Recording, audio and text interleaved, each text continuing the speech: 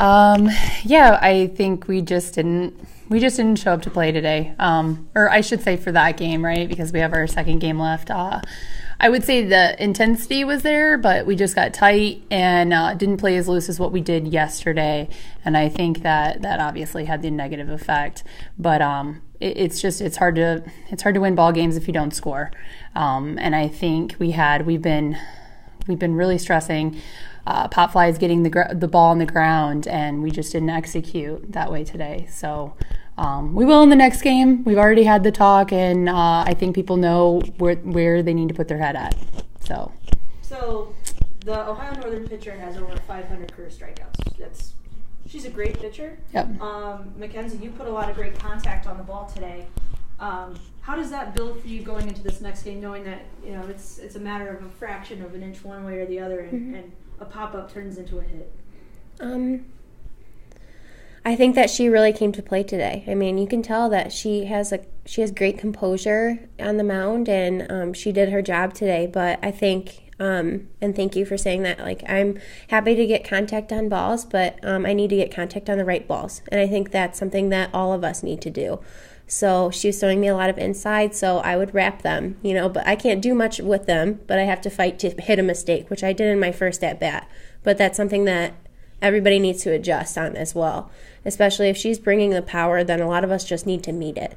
So adjustment is key for this next game. It's a little unusual to have a game and have a long break and then play again. What do you regroup? How do you regroup? What does the next hour and a half, 2 hours look like for you guys? I think we're just going to relax. I think a lot of us need this time so that we can bounce back. As silly as some of us think the cool down area is, it was kind of like, for me, I was like, all right, I'm going to step out of this and it's going to be over. Because there's no reason in keeping this game unless it will spark a fire within us to do better in the next. But if it does nothing but negative, we have to let it go. And I think that Coach really stressed that. And I think, too, I actually am kind of in favor of the game in between, because I think it does allow you more time to bounce back.